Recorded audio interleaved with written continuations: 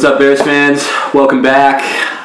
Back again. Took a little bit of a hiatus from last week. Yeah. I tried super hard, Kevin, to get you to come in last week because after that Bears, it was the Falcons, right? Yeah. 2 weeks ago.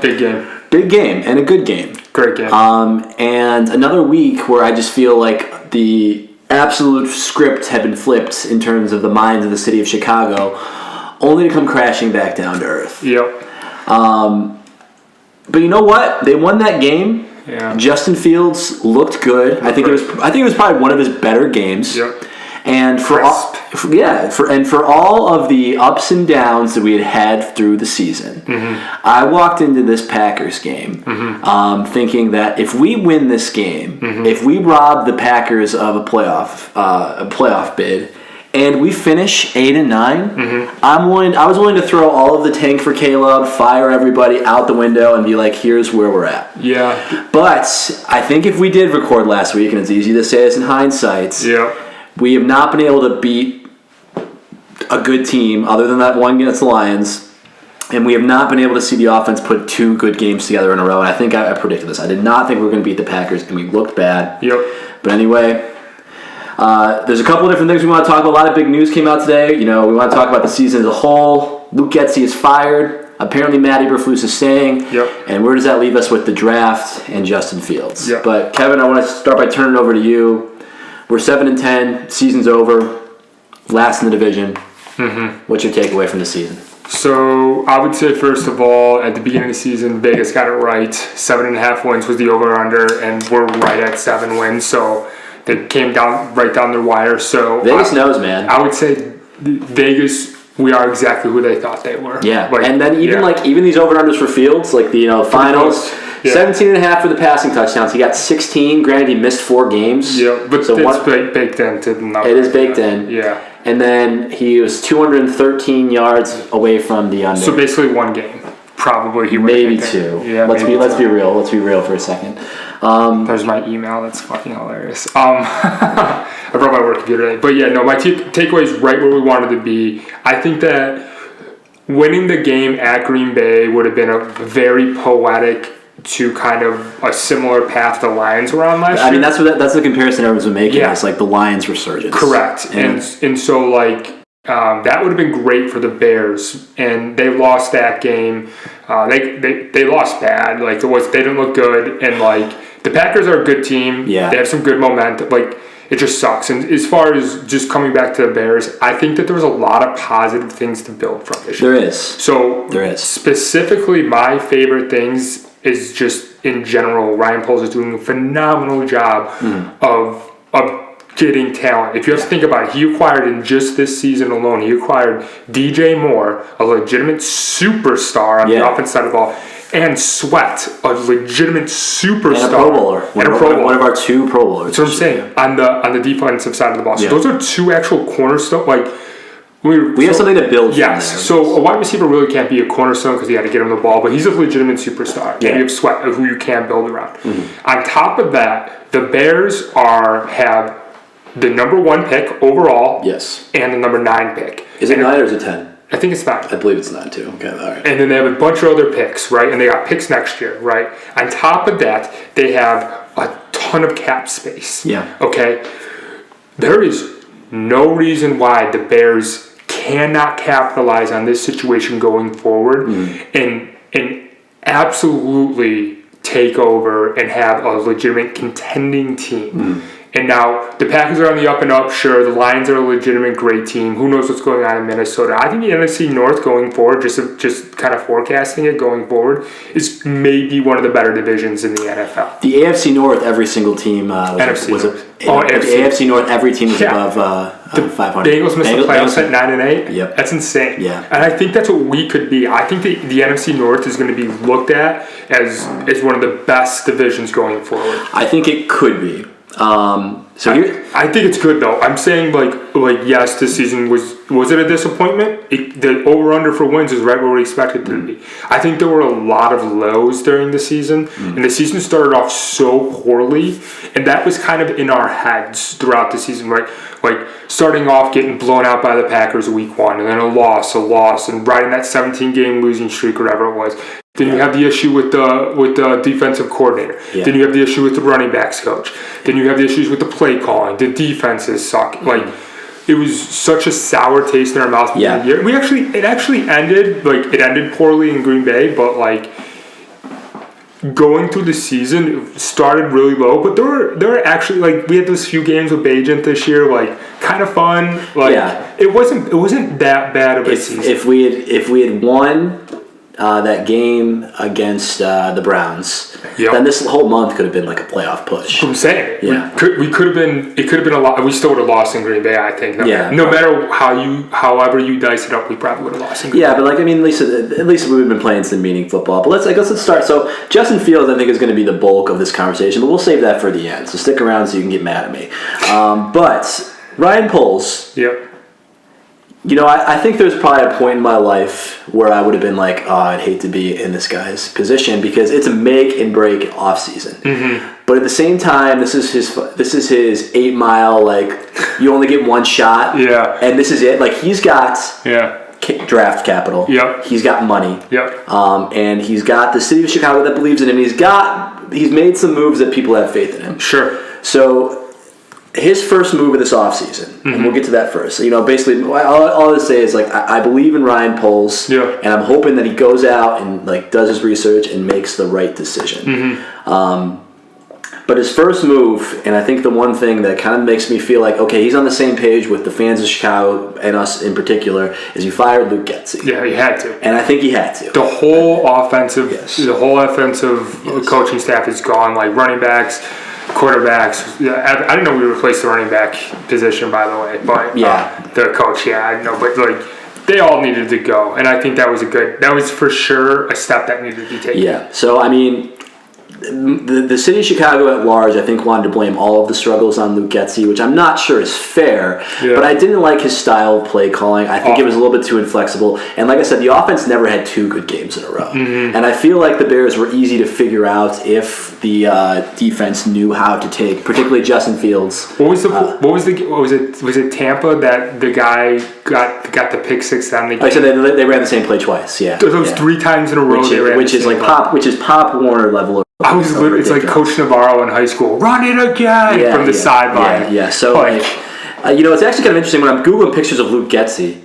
Someone said, "Oh, Luke Getsy fired. Rodgers' former quarterback coach is available." So is that to insinuate that the Packers might want this guy? Packers fandom might want him to go back, be a quarterback coach. Well, look at fucking Matt Nagy. What happens? He loses his job as the head coach of the Bears. He goes down to Kansas City as like the special projects coordinator in Kansas City, and he's the offensive coordinator now. He's like, maybe he is, but he won a Super Bowl last year. Yeah. Good for him. Like, he gets to leave and go win a Super Bowl, mess up the Bears franchise, and then go. Yeah. We can talk about, let's leave Matt Nagy in the past for now because, and that's what, one thing that we did say pretty consistently throughout the year is we felt like Eberflus deserved to be fired. And I think I still landed in that direction just because those 3 blowout losses fall directly on the coach. And so I want to talk about what do you think? Matt Eberflus and like what the Bears are thinking in their heads, because there's been a lot of coaching carousel stuff that's going on. So I think without question, like Jim Harbaugh would have been the number 1 pick without question. He just won a national championship, okay? So like that's going on, right? So he's obviously the number 1 pick. The thing about Jim leaving Michigan to come to coach the Chicago Bears, it would be a new adventure, new difficulty or whatever. What we didn't know was what we found out today, though, was Nick Saban retired from football. Arguably the greatest college football head coach of all time. Yeah. Great recruiter, great program. Jim has an opportunity to stay in Michigan and create a program that will rival So you're saying just Nick Saban. Yeah. He can stay. I bet you he knew that. He had that inside track. He's like, why would I leave this situation in Michigan? I'm the national champion right now. Yeah. I can now create something beautiful and amazing. Right. And like, so now Jim Harbaugh is off the table. Yeah. And that would have been the number 1 Well, target. I mean, I guess we don't know if he's off the table or if just the Bears, maybe they had conversations with him. He's not leaving Michigan. I don't think so either. After I heard Saban was retiring, I'm like, no way he leaves. That's an interesting take. I hadn't thought about that. Be the king of college football. It's potential. Yeah, I mean, that makes sense. Would you rather be a big fish in a little pond or a small fish in a big pond, Johnny? Big fish, little pond. Big fish, little pond. That's okay. That's kind of the thing. Is like, I've never heard Harbaugh make any statements about what he's going to do, but everyone wants to seem to put the words in his mouth. Like, oh, he's conquered college. Now he's going to want to go back and get a Super Bowl. But why leave now? Yeah, I mean, that's the thing. Saban's out. It really depends on what Who's gonna ride? Who's gonna give him fucking what? Not Jim Kelly down in LSU. I mean, I don't know. Like I said, it really comes down to like what your personal priorities are, and I think it's well beyond anyone who outside of Jim Harbaugh's circle to know exactly what he wants to do. Maybe he just likes living in Michigan. Maybe he just likes being there. Did you like and maybe being that's in Ann enough. Arbor? I like being in Ann Arbor. Ann Arbor's a cool place. That's Archer's a whore. That's true. I've heard that before. I've seen a shirt to that effect every once in a while. I like that. But everyone makes it seem like Harbaugh's going to have this big ambition. Now he's going to go and get his Super Bowl. That's what I thought too. I mean, it's a good story, but who knows if that's actually what he wants. Why would he leave now? I don't know. We'll see. I think he might, because maybe he does want to go out and win a Super Bowl. But it sounds like I would be surprised if the Bears didn't have some sort of like phone call, like, "Hey, are you interested?" And maybe, for sure. And maybe it was very quick, like, "No." For sure. So like that's the first one. Second situation for the Bears was going to be Mike Tomlin. Yo, the Steelers made the playoffs, Jeff. You can't run like as much as the perception of Mike Tomlin. They want him out. Like he's the second. I don't think they do. Do they want Mike Tomlin out? Word in the street. Well, first of all, he's still under contract, so that would have been a little bit more of like I've heard people talk about trading him. Yeah, you'd have to like give them something, yeah, which is a little bit more of a whatever. But I would situation. I don't think he's leaving either. So that's like the second one we were looking at. Yeah. Bill Belichick, who knows what's going on there, and then Pete Carroll stepped down now, and then Mike Vrabel got fired. Which I wouldn't mind Mike Vrabel. I think he would be a good hire. Yeah. Belichick guy runs a tough. He was coach of the year 2 years ago. Yeah, like. I know the Tennessee team is not there, but like you had Ryan Tannehill as a quarterback, then Will Levis, the dude puts mayo on bananas or something. I don't know what the hell he does. Or he eats bananas with peels on it. He's got a really hot sister. I digress. But like that's not his fault. But like I think the Bears organization just looked around at the head coaching vacancies. Matt Eberflus is maybe the market's a little too hot right now. Yeah, but or cold rather. Exactly. Are you going to get someone better than Matt? If you did, I mean, the markets, I think the pickings are so slim that you'd probably have to pay out your ass. So, I mean, that does play a role, I think, for sure. That's what I'm thinking. And so that's why he's staying. Yeah. You can find you can find new coordinators. Mm-hmm. But as far as a figurehead, a head coach, he's a player's guy. The players love him. Like, he rode a ship this year that was... Dude, it was bad there for a while. And I think... And still got 7 wins. And the press conferences and the things that, Poles and Warren have said about him is like, hey, he didn't falter. Like, things looked really bad. People were calling for his job. Us included. And he made continuous improvements. Yes. Here's what I will say. And here's defense looked great. And this is the first year of us doing it, but it almost makes me feel a little bit good about ourselves that we were able to, I think, come to what seems to be the right conclusion. Yeah. And I said Eberflus should probably be gone. I think if you asked me a month or two ago, I would have guessed that we'd be sitting here saying he'd be fired. Yeah. But what did I say was the one path for him to keep his job? It was his defense continues to improve, which it did, and Justin Fields does not. Yeah, so it's fair. So that he can look at the brass and just be like, hey, I'm the defensive guy. Me. And he even had a couple of games to win to show for it. Yeah. And Justin Fields had a couple of good games down the stretch. Yeah. But it was largely on the backs of the defense. Mm-hmm. I think the one signature win that we got this year against an actually good opponent was the home game against the Lions. Oh, great game. And I think Fields I don't remember his numbers. Fields had an okay game. Mm-hmm. But I think Jared Goff also threw 3 interceptions that game, which is completely uncharacteristic. And it was very much on the defense. That was their victory. And I think that's ultimately what happens. Is like he was consistent, he showed improvement, and now he's staying. And they've come out on the Wednesday just after the season ends and say, hey, this is our guy. This is what we're going with. What I will say though is Jim Harbaugh wants to leave and come to the Bears. I think that the Bears would pivot in a heartbeat, and no one would question. But I think they already know that that's not going to happen. I agree. Yeah, they probably had that conversation. Yes. I think they need, because it's Wednesday. Because typically teams come out on Monday after the season and say something. I think they wouldn't bother if they thought Harbaugh was still on the table to come out and make a statement being like Eberflus is like that coach. I know. But I'm saying, if you're saying Jim Harbaugh has called him up and said, hey, so I'm if Harbaugh called him up tomorrow and changed their mind and be like, hey, I changed my mind, I want to come to Chicago. Oh, awesome. See you later, Matt. Yeah, they wouldn't mind. Yeah, so hey, Matt, you want to be the defensive coordinator? No, he'll go to all these other teams. He'll go to the Seahawks and make a $50 million or whatever the heck. Yeah. I honestly Matt Eberflus kind of grew on me this year a lot. And he got better. I really appreciated the way the defense played this year. And the thing though, it's interesting that I heard too is he's got one more year left on his contract or 2 more years left on his contract. It might be 2. And so I don't want to transition to the Caleb or Justin or what we do with the number 1 pick, but it's almost like we've talked about it before, you want coaching consistency. Yeah. So you almost have to extend, if you're going to make the move to Caleb, you almost have to extend Eberflus as far as being hey dude, we're believing you, we're getting this new talent, quote unquote, one of the, can't miss prospects. Here's a contract extension. Yeah. I'm just. Here's the nightmare scenario. Here's the nightmare because we've talked. Oh, go on. No. Yeah. They're literally taking the words out of our mouth. Okay. Yeah, speak it. What's the nightmare scenario? The nightmare scenario is they have a bad year. They draft Caleb Williams. They have a terrible year, and then they fire Matt Eberflus. And then we're in the same situation with Justin Fields. We're in the same situation that we have Mitch Trubisky. Yeah. John Fox drafts Mitch Trubisky. Mitch Trubisky bombs the first year. Yep. Matt Nagy comes in. Dude.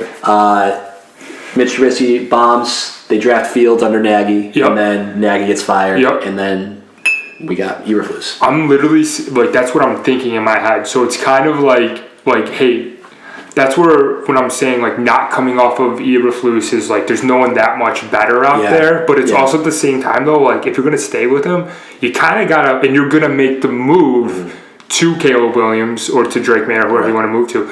You almost got to be stick with him.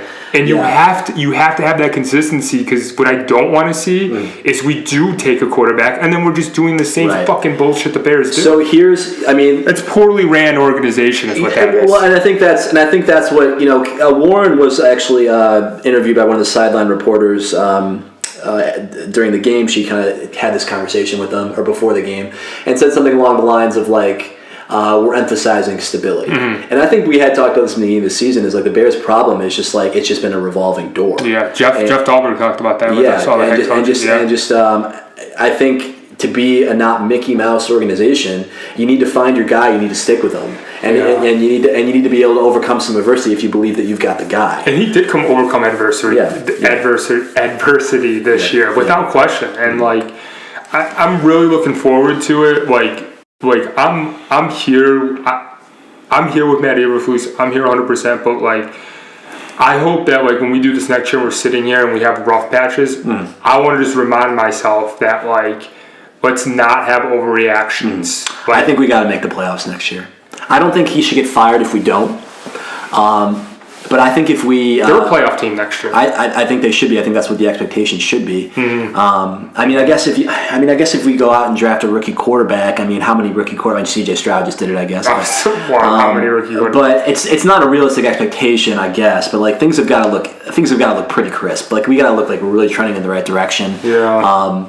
Otherwise, I think it's going to be a lost season because it did. We were there. Yeah. With Fields, and if we decide to move on from him, I think you got it.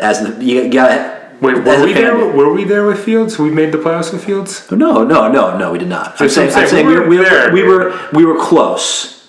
Let's say. That's a stretch. That's a stretch. We were never close. We were 2 games out. This year? Yeah. Was that a Bajan year or was that a Fields year? Hang on, Johnny. Did you notice that Bajan did not come in when Fields left? So Fields left for 2 plays, maybe 1 play. Who came in? Peterman. Peterman. I was I was shocked. I don't know what the situation. Maybe he didn't suit out. Maybe he didn't suit out. I don't know. But how do you have a guy start 4 games? Yeah. And then I don't know what this behind. I haven't heard anything about. I hope Tyler or Bajan goes back to West Virginia this year and just kicks back with a Miller Lite and he's remember those 4 games I started, baby. Yeah, 2-2. I wish him all the best. I hope he lands somewhere. He'll probably get He's got all those tats all over. He'll probably get a practice squad. Oh no, for sure. He's definitely he'll be a career NFL. But anyway, So Eberflus, Yes. our guy for another year. I'm fine with it. I'm at peace with it. I'm at peace with it, too. It's not sexy. It's not Jim Harbaugh. But I'm also happy it's not Bill Belichick. We talked about that a couple weeks ago. Yeah. But that leads us to the biggest situation and the most polarizing topic in Chicago. And Kevin, we were talking about this before the podcast started.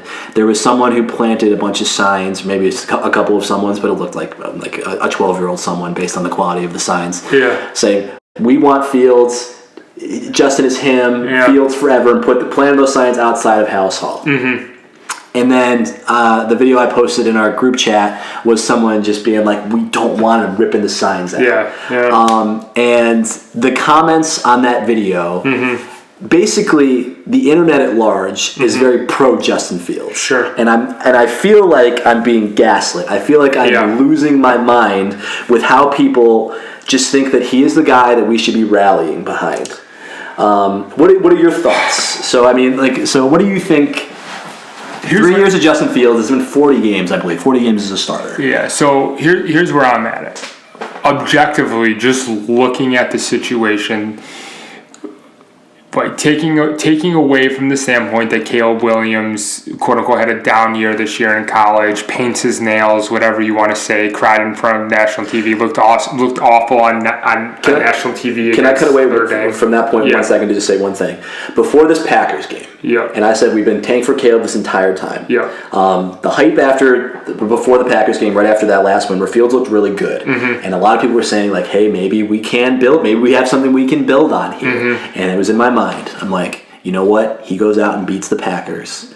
He would have for sure won a shot. I think so. Well, maybe not, but that creeped into my mind because I'm listening to some people talk about Caleb. I'm like, Caleb seems like a little bit of a trip, man, and I'm not sure if I want some Hollywood guy who's really eccentric and does all these weird things, and maybe some locker room issues, especially because the locker room seems to be rallying behind Fields. There's DJ Moore. That's very vocal. So that was my thought process. A little bit worried about Caleb Williams as a whole, but anyway, go on with what you're saying. So I think Johnny, I got some sad news. It's actually Johnny's birthday, by the way, in case you guys are wondering. John, I have to remind you that we are also not in college anymore. We are not 21, 22 years old. Like, there's actually a generation now behind us. We're millennials. This is Gen X coming up. And they're a little different. Gen Z, my bad. They're a little different than us is all I'm going to say.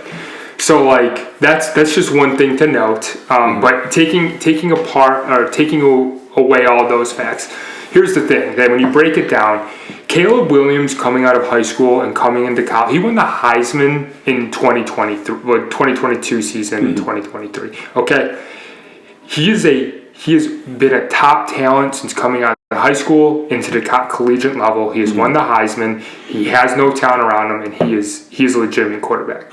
He is good. He is unanimously the number one overall, number one pick, okay? There aren't many, quote-unquote, unanimous number one overall picks, okay? So, taking that, another thing that I want to talk about is the contract, okay? To reset the contract year, to go back. So, taking those two facts, just objectively, looking at it, it's almost a no-brainer to have to draft Caleb, okay? Now, with all that being said, I feel like there is an emotional attachment to Justin Fields because when Justin Fields hits, when he makes one of those plays, that you're like, damn, dude. He's an exciting player. He is. He hasn't had the success in the W column, which is really all that matters at the end of the day. But you see these glimpses and you see these flashes, and you're just like, oh. Yeah, no, and I agree. So first of all, set it from the beginning. I love it, man. If Justin Fields goes somewhere else, can you do me a favor? Can you pull up that video I was talking about? I just want you to see if you can pull up some comments, some really aggressive, we love Justin Fields comments, because I just want to bounce off those. 90% of people who don't want him here are box score watchers. Okay, yeah. So Justin Fields is a true athlete. Yes. He is a good locker room guy. He seems to be a good leader, and he seems to be a good guy. I don't know if he's a great leader. I think he's a pretty good leader. I mean, from what I've seen.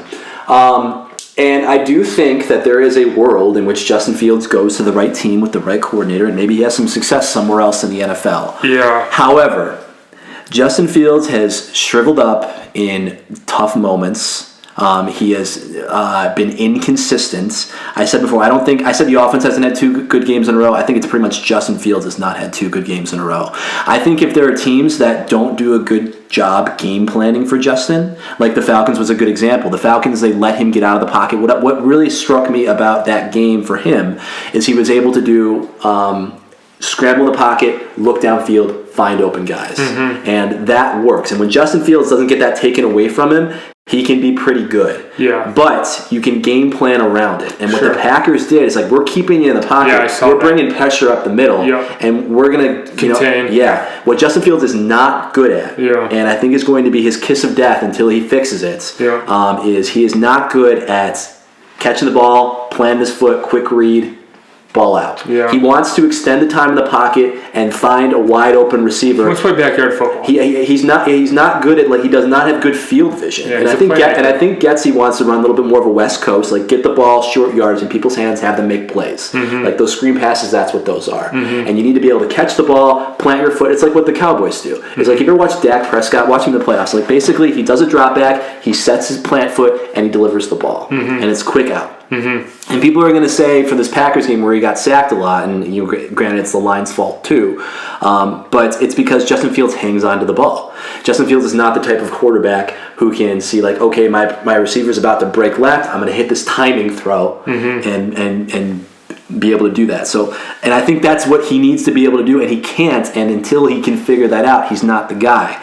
Granted, everyone wants on the internet says if we fix the line, give him another weapon, he's gonna get better. And I'm like, to that I say, yeah, you throw more weapons around anybody and they're gonna get better. But there are people who are doing more with less, like C.J. Stroud. Yeah, no, he's good. CJ he's a very good. I'm very happy for his success.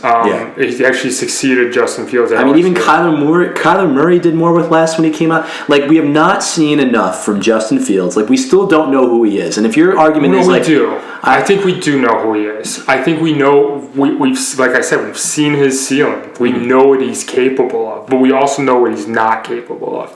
And there's too many. I think people think that we haven't seen his ceiling. I think that Justin Fields. We've seen flashes of it. Yeah, well, I think that they think that could be the permanent, and I'm not sure that it can. I don't think so. I think he could be he is a starting quarterback in the NFL. Okay, Justin Fields deserves to start. Like Mitch does not deserve to start in the NFL. Okay, I'm just saying it. He's a backup. Okay. It's really funny that you say that because I actually have a little like presentation for you. Oh, do you really? So yes. Oh, yes. This is fun. So, okay, you made a deck. So a little bit. You made the deck? Yeah, I made a PowerPoint.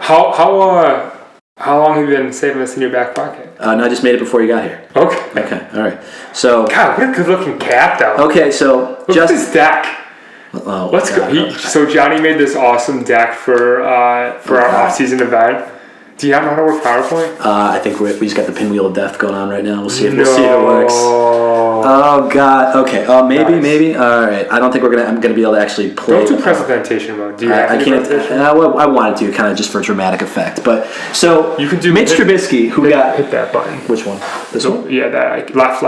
That guy. Yeah, it's like reading mode. Oh, okay. Yeah. So kid doesn't know how to work PowerPoint. So Mitch Trubisky absolutely run out of town. Yeah. Everyone was like, "Get him the hell out of here." Look at that smile. Look at that face. So Mitch, bone structure. I mean, one of the things that makes me nervous about Caleb Williams is because in a lot of people's draft boards, Mitch Trubisky was the quarterback on top. No, that's 100% true. Okay, but he was not the unanimous. He was not the unanimous. He flew up. He flew. It was like this weird kid. Like, who's this kid from UNC that's coming out of? At least Drake May, we've been talking about. Yeah. Like during in season, I felt like it was after the season ended. There was all this hype on this Mitch kid. So basically, the point I'm trying to draw here is we ran Mitch Trubisky out of town. We didn't say, hey, let's give him a little bit more time to develop. We said, hey, get out of here. We need a new quarterback.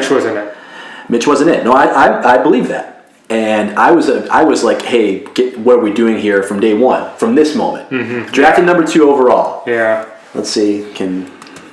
Bears gave up a 2nd-round pick and a 3rd-round pick up to move 1 spot. They had the 3rd overall pick. Yeah. They gave this up to move up 1 spot in this draft. And I was like, what are we doing? Mitch played, this isn't the correct number, 17 games at UNC? Less than that. It was 9. I don't know. It was not 9. It was at least a full season, maybe a season and a half. How many games are college? How many seasons are college? I guess that's a good point. But That's what I'm saying. It was It's more not than an 9. NFL It was in the teens. So his career with the Bears, he played 51 games. He threw for 13 games. So yeah, a very small sample size. Okay. So we split the difference exactly. So 10,609 passing yards, 64 touchdowns, 37 interceptions, and 10 fumbles. 1,057 rush yards, 8 rushing. Do you remember that one game when Mitch threw for 5 touchdown passes? He threw 6 one time. Yeah, I remember that. He was a fantasy guy. Yeah. I think there was one week where he threw 6. Yeah, I remember that. Yeah. And I think it was pretty much when he was on the down and out. Yeah.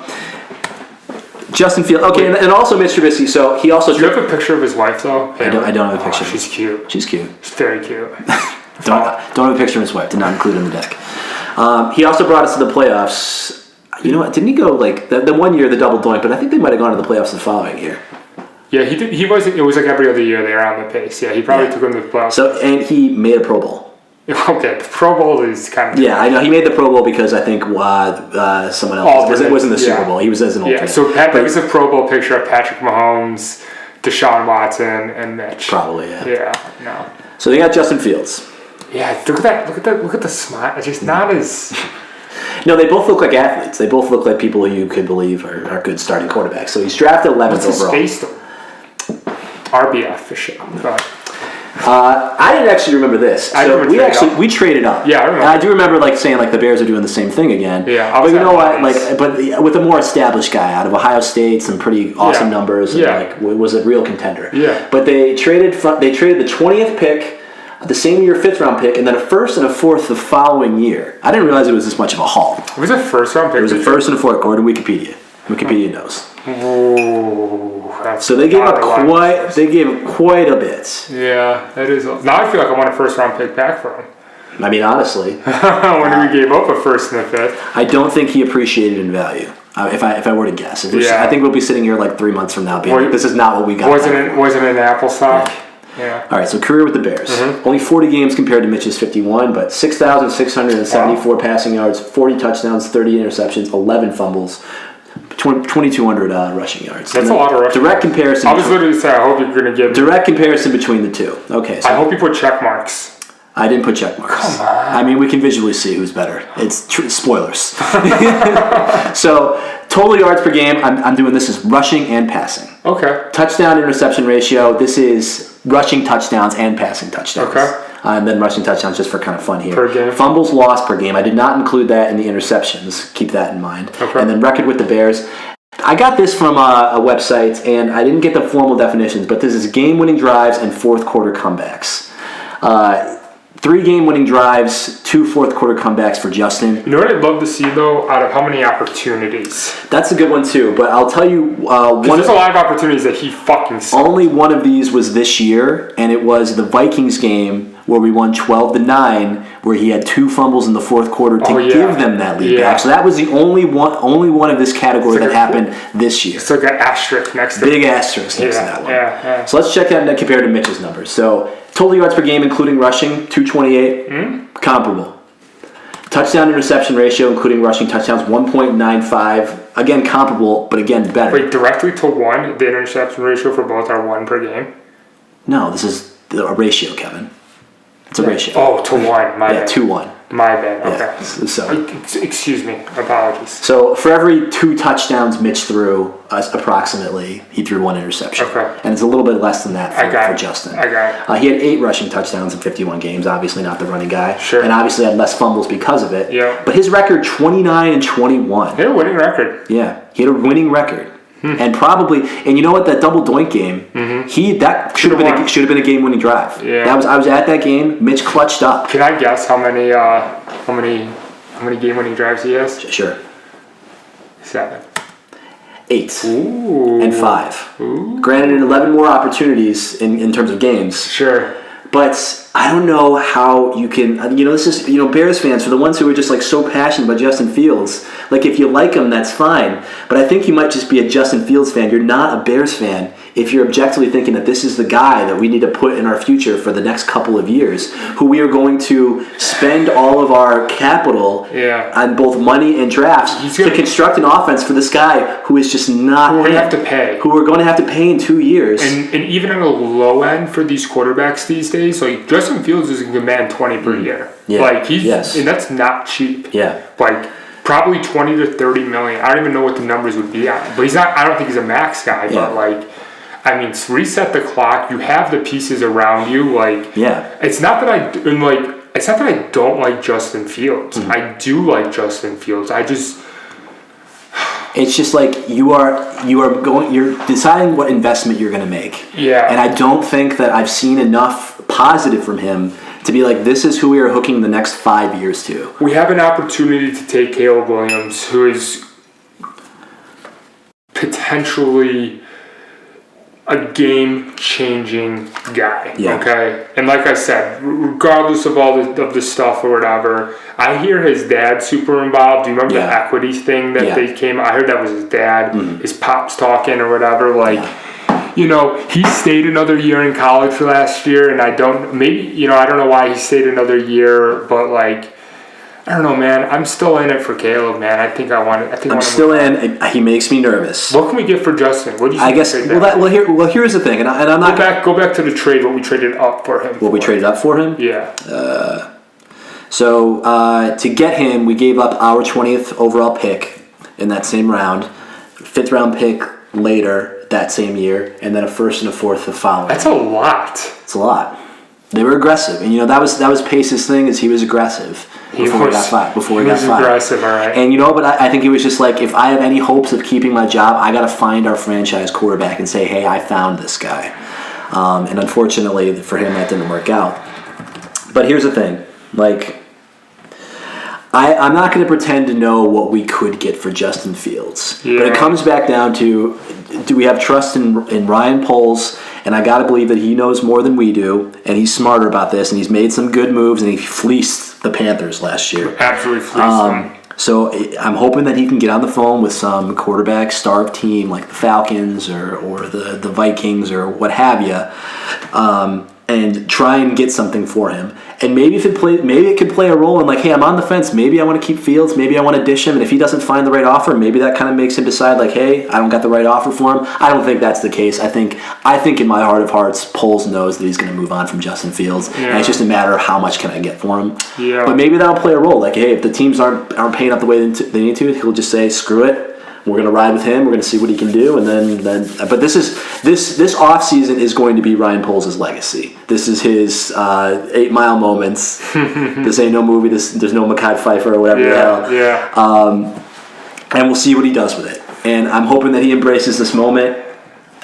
And I think one of the things that we're going to be doing through the offseason, at least I know I want to do, is kind of start doing research. I want to start digging into Caleb Williams. Yeah, maybe watch some tape on him. I started, it was funny to me because I see tons of stuff about the Bears and about Justin Fields and, just my in social media read. I never see anything about Caleb Williams, and I think I'm going to start making that change. So I want to start seeing what he looks like. We're not big college guys, number one. That's true. Number two, he played in the Pac-12. So, he's not going to be in our face. He's not in the Big Ten. He's not in the SEC. I feel like the Pac-12 is kind of lost this year on us. And West Coast games, they start at 9 o'clock at night. So even if you wanted to dig, that's not what I'm trying to do. Funny thing, I actually not fact checked you, but I wanted to just look it up. So that 20th pick that they traded to the Giants. Yeah, to the Giants. Do you know who they drafted with that 20th overall pick? You'll never guess. So I'm just going to tell you. Who did they draft? Kadarius Toney. Really? Yeah. Okay. Do you remember him? Yeah. He dropped all the passes here for KC. Oh, I was going to say. He sucked with the Giants, and then he went to KC, and he's literally he's awful. Okay. He's the guy who's offsides for the. Yeah. Dude, Kadarius Toney is Yeah, that's kind of funny. It is kind of funny. I love who they were taking. So when we look at it that way, if the Bears would have selected Kadarius Toney, it would have been a lot better. The Giants pick in the first round, I guess it would have been last year. It would have been tough to tell. Giants draft 2022. You know what? When you hear when you hear like teams making these trades, like the Russ Wilson trade, when they like go all in like this, or like even like the Panthers trade, I feel like more often than not it doesn't work out. Yeah, but I think there's something to say about like, hey, this is my guy. Yeah. You need to go out there and get it, even if I got to reach for him a little bit. So if they got 2 players in the first round, I don't know which one it was. They got the Dibiax or whatever his name. He's an unbelievable defensive player. Mm-hmm. He's like their cornerstone middle linebacker. Mm-hmm. And Evan Neal, I don't know who he is. So I think the Bears were pretty middle of the road that year, so I don't think it was like... It's a 5th and 7th overall pick, so not that great. I mean, think about it. Look at Justin Fields' overall record. He's 10-28. Yeah. And you know what? Like he won 5 games this year, so... Yeah, so I think it's time to move on personally. So, I mean, leave it in the comments if you disagree. I mean, let me know why. Yeah, it's so... I just don't understand. It's so polarizing right now, and like one other thing I want to take is a perspective, just taking it back. Like, the Bears didn't make the playoffs, right? Mm-hmm. And the NFL playoffs are starting this weekend, and like should be super excited. But like, there's so much optimism around the Bears right now. Like, regardless, like we have the number 1 overall pick, we have the 9th overall pick, we have a decent quarterback right now. We have a ton of cap space. We have 2 superstars. Like, there's a lot of things to be hyped about being a Bears fan. That is true. Now. It is a good time to be a Bears fan. Mm. Let's at least enjoy the positivity before we go into next season and get our hearts. I agree. Like, let's just have some fun. So it'll be, I'm not saying, I won't go as far to say it's a good time to be a Bears fan, but it is it's an interesting time to be a Bears fan. Yeah. And I'm hoping that this offseason is as interesting as I'm expecting it's going to be. Yeah. And I think that's all I got. It's better than being, right now, I'd rather be a Bears fan than like an Atlanta fan or Carolina, anywhere in the NFC South. Yeah. Like, I mean, I don't want to be any of those teams. Yeah, Tampa Bay maybe. Before we depart, I want to ask you for your picks this week. We got Cleveland at Houston. Who you got? Cleveland. Okay. I got, I'll mark this. Got Miami at KC. KC. Yep. They're playing in the cold. Yep. And Miami's down. And I think that the KC's experience is going to take it through that. Yeah. All right. Pitt at Buffalo. Buffalo. Yeah, that's pretty easy too. Yeah. Philly at Tampa Bay. I think Philly is going to come out and be butthurt, and I think they're going to win that by big. They're scary. I think they're going to win and cover. I think they're going to come out with a chip on their shoulder. Did you see the photo of Baker Mayfield in practice with the can of Zins in his? Yeah. I like Baker Mayfield. I'm really proud of him for what he did, but I think that the Eagles are Tampa Bay by 100. I think they're still a better team. I think Eagles are going to win and cover. These are actually the 2 probably best games of the week. Rams at Detroit. I think it's Detroit's. I think it's going to be Detroit's. I think the Rams are just kind of like they're living on borrowed time here, but I think that could be an upset. I really do. By the way, Philly's going to Tampa. Yeah. Okay. Still. Okay. I still think. Okay. I think the Lions are playing too well at home. The Lions almost beat, not this week, but last week, that gutsy game against the Cowboys at home. Yeah, where they should have. Yeah. We didn't even talk about that, and we could spend forever talking about that, so let's not. But I believe in the Lions. I think they should at least get out of the first round. Yeah, I can't believe they didn't call he definitely reported. Last game of the week, Green Bay at Dallas. I think if you were to have me pick one upset, I think this is it. Yeah. I think this is it. I think the Eagles are skidding, but I think the Eagles know they're skidding. I think they're going to come out and know that they need to lock it down. I think the Cowboys are skidding less obviously. I mean, they just won last week against Washington, but they didn't look great against Detroit. Yep. They've struggled against good teams. Mm-hmm. The Packers have some momentum. I think, I think if you were to make me to pick, I don't think I'd put any money on it, but right now, I think if you were to make me pick an upset, I think this is the one. So I'm a little hesitant about that game too. I think it's actually good that Dallas doesn't have the bye. Mm-hmm. I think it's good that Dallas gets right back on the horse. Yeah, I would agree. Sometimes I think the bye actually hurts I think it used to hurt Peyton Manning back in the day. For sure, Like, yeah. there were I remember a bunch of years with the Colts where they had the first round bye, but that was back when you had two. Two buys. But they had that locked up like maybe 2 or 3 weeks in advance. They would rest people for like a week or two. Take the foot off the gas. And I feel like that really hurt Peyton Manning back in the day. Yeah, I feel like sometimes, but the two teams that have a bye, San Francisco, I think they actually would benefit from a bye. Yeah, I think they're a little beat up. Yeah, I think they need to regroup. But that's also a team that's pretty disciplined. And then the other team with the bye is Baltimore, which in my opinion is the clear-cut favorite to win the Super Bowl. I think so too. I think Baltimore takes it this year. Lamar Jackson for MVP. I think Baltimore takes it. We'll see. I don't think Brock Purdy. I think that's where the smart money is going. I mean, yeah, it's obviously. All right, awesome, cool. I'm happy we did it. So happy birthday, Johnny! And, Thank you. Hope to do this again soon. All right, guys. Thanks for watching. Peace.